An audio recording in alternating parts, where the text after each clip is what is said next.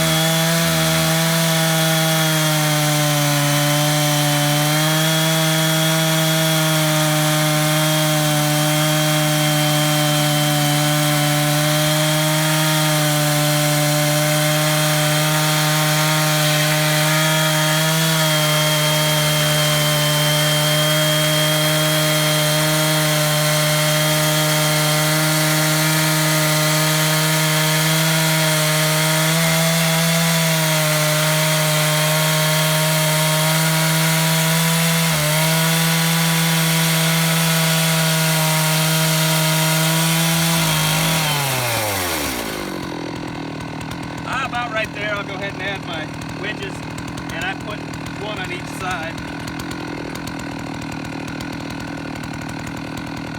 I don't beat them in, I just set them in lightly. I bring it out with the cut just a little bit to get it going, and you always want to make sure it's flat on the rails. This particular length of saw balances fairly well. I mean, it's sitting there pretty even on both sides.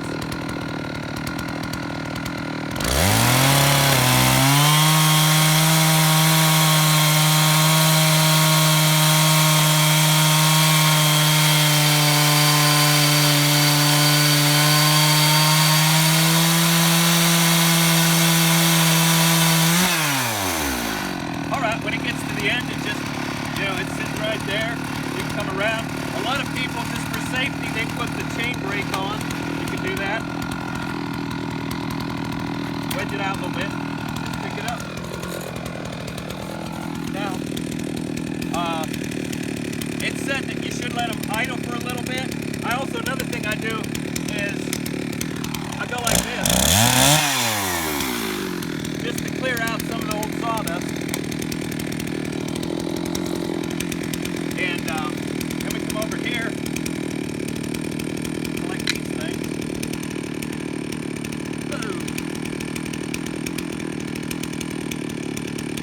And then this just lifts up. Set this aside for right now. And this is southern yellow pine. It makes great lumber for building stuff. This particular one, I see a wee little bit of a gouge, but otherwise, nice and flat, nice and stable. Let me shut this off. Take my earphones off too.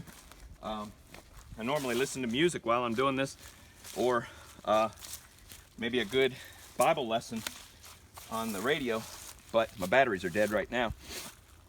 The thing I would do at this point, and I'll probably add that on at some point, but I just would adjust the mill down to whatever dimension I need of board, and just start slicing across there. You don't need the rails at this point. And so that was just my first cut system. I wanted to kind of go over the aftermarket or the off-brand name rail system. Works fairly well. What I may also adapt it, I may put actual, like about a 6-foot piece of angle iron on the inside to eliminate these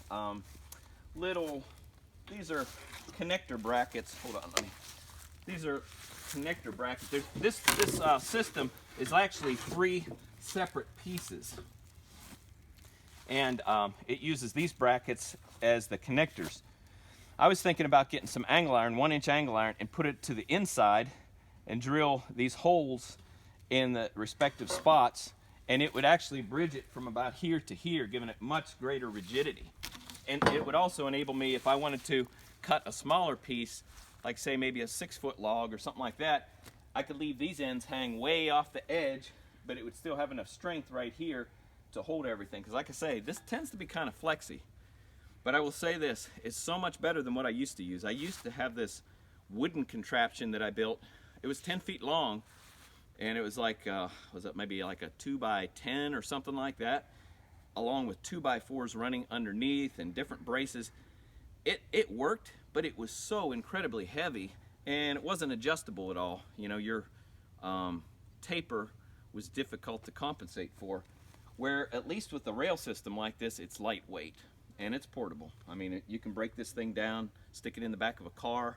Sometimes I carry all this apparatus in my my Focus, Ford Focus hatchback, and you can head out and go milling with it. Can't really bring much wood home from that place, but yeah, that's basically all I wanted to hit today with the Granberg. Have a good one.